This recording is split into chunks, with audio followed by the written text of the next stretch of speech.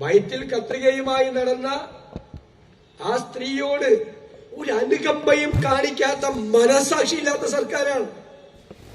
ഒരു കുഞ്ഞ് കളിച്ചപ്പോ വീണു, ആശുപത്രി ചെന്നപ്പോ തെറ്റായി ചികിത്സിച്ചു, അവസാനം കൈ മുറിച്ചു മാറ്റേണ്ടി വന്നു. ആശുപത്രിയിൽ നിന്ന് പോന്നപ്പോൾ കുഞ്ഞിന്റെ അമ്മയോട് കുഞ്ഞൊരു ചോദ്യം ചോദിച്ചു, അമ്മ എന്റെ കൈ എവിടെ പോയെന്ന്. ആലോചിച്ച് നോക്കിയ 4ാം ക്ലാസ്സിൽ പഠിക്കുന്ന കുഞ്ഞ് അതിനൊരു കൈ വെച്ചു കൊടുക്കാൻ തയ്യാറല്ലാത്ത ക്രൂരന്മാരാണ് കേരളം ഭരിക്കുന്നത്.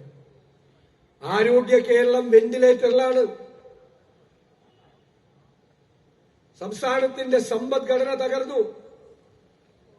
UDF ഇനി പ്രതിപക്ഷം മാത്രമല്ല, അധികാരത്തിലേക്ക് വരാൻ പോകുന്ന മുന്നണിയാണ്. എവിടെ ഈ സർക്കാർ പരാജയപ്പെട്ടു അവിടെ നമുക്ക് വിജയിക്കണം. എവിടെ ഈ സർക്കാർ കേരളത്തെ തകർത്തു തരിപ്പണമാക്കി അവിടെ നമുക്ക് നമ്മുടെ കേരളത്തെ പുനരുജ്ജീവിപ്പിക്കണം. ഞാൻ നിങ്ങളോട് അഭിമാനത്തോടെ പറയുന്നു, UDF നേതാക്കളെല്ലാം അഭിമാനത്തോടു കൂടിയാണ് വേദിയിലിരിക്കുന്നത്. കഴിഞ്ഞ 2 വർഷക്കാലം ഞങ്ങൾ കഠിനാധ്വാനം നടത്തി, ഗവേഷണ തുല്യമായ ഗ്രഹപാഠം ചെയ്ത്, രാജ്യത്തിനകത്തും പുറത്തുമുള്ള വിദഗ്ധരുടെ അഭിപ്രായം തേടി, ഓരോ രംഗത്തും സമഗ്രമായ ബദലും പദ്ധതികളുമായിട്ടാണ് UDF വരുന്നത്. ഒരുപക്ഷെ രാജ്യ ചരിത്രത്തിൽ ആദ്യമായിട്ടാണ് ഒരു പ്രസ്ഥാനം തെരഞ്ഞെടുപ്പിനെ സർവസന്നാഹത്തോടെ നേരിടുന്നത്. ആരോഗ്യ കേരളത്തെ വെന്റിലേറ്ററിൽ നിന്ന് എണീപ്പിച്ച് ആരോഗ്യവതിയാക്കി കേരളത്തിലൂടെ നടത്തണ്ടേ? അതിനാണ് ഹെൽത്ത് കമ്മീഷൻ വെച്ച് ഹെൽത്ത് കോൺക്ലേവ് നടത്തി 600ഓളം ആരോഗ്യ പ്രവർത്തകരുമായി ബന്ധപ്പെട്ട അതിമനോഹരമായ ഒരു ഡോക്യുമെന്റ്, ഞാൻ പറയും നോളജ് അസറ്റ്, ജ്ഞാന സമ്പത്ത് എന്ന് വിശേഷിപ്പിക്കാൻ പറ്റുന്ന ഒരു രേഖ നമ്മൾ പ്രകാശനം ചെയ്ത്, ഞാൻ സമയക്കുറവ് മൂലം ദീർഘിപ്പിക്കുന്നില്ല. അത് നടപ്പാക്കിയാൽ UDF അത് നടപ്പാക്കും. നടപ്പാക്കുമ്പോൾ ലോക രാജ്യങ്ങളിൽ നിന്ന് പോലും ആളുകൾ ചികിത്സ നേടി കേരളത്തിലെത്തുന്ന ആരോഗ്യത്തിന്റെ ഡെസ്റ്റിനേഷൻ പോയിന്റ് ആക്കി നമ്മൾ നമ്മുടെ സംസ്ഥാനത്തെ മാറ്റും. ഇന്നലെ അക്കാഡമിക് വിദഗ്ധർ തയ്യാറാക്കിയ ഹയർ എഡ്യൂക്കേഷൻ ഡോക്യുമെന്റ് പ്രകാശനം ചെയ്തു.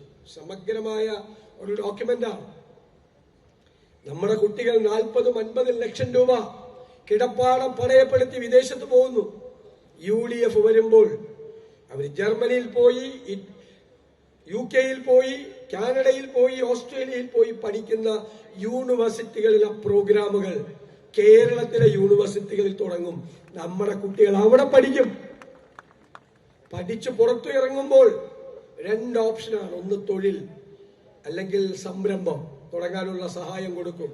അതിനായിട്ടുള്ള കേരളം ഇന്നുവരെ കാണാത്ത സമഗ്രമായ ഒരു തൊഴിൽ സംരംഭ പദ്ധതി ഈ യാത്ര തിരുവനന്തപുരത്ത് എത്തുന്നതിന് മുമ്പ് നമ്മൾ അവതരിപ്പിക്കും. കാർഷിക മേഖലയിൽ അതിഗംഭീരമായൊരു പാക്കേജ്, വൈൽഡ് ലൈഫ് അറ്റാക്ക് തടയാൻ പരമ്പരാഗത സംവിധാനങ്ങളും ആധുനിക സംവിധാനങ്ങളും സമന്വയിപ്പിച്ചുള്ള ആർട്ടിഫിഷ്യൽ ഇന്റലിജൻസ് ടൂൾസ് ഉപയോഗിച്ചുള്ള പദ്ധതികൾ. നമുക്കൊരു സ്വപ്ന തുല്യമായൊരു പദ്ധതിയുണ്ട്. കേരളത്തിന്റെ തീരം 600 കിലോമീറ്ററാണ് കടൽ, പ്രകൃതിയുടെ വരദാനമാണ്. 2 അന്താരാഷ്ട്ര തുറമുഖങ്ങൾ, വിഴിഞ്ഞവും കൊച്ചിയും. ഒരു കണ്ടെയ്നർ ടെർമിനൽ, രാജീവ് ഗാന്ധി.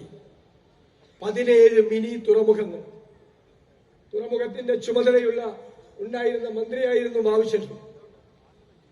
ഈ അന്താരാഷ്ട്ര തുറമുഖങ്ങളെയും മിനി തുറമുഖങ്ങളെയും കൂട്ടിയിണക്കി നമ്മളൊരു പദ്ധതി നടപ്പാക്കും, മിഷൻ സമുദ്ര എന്ന പേരിൽ കോസ്റ്റൽ ഷിപ്പിംഗ്.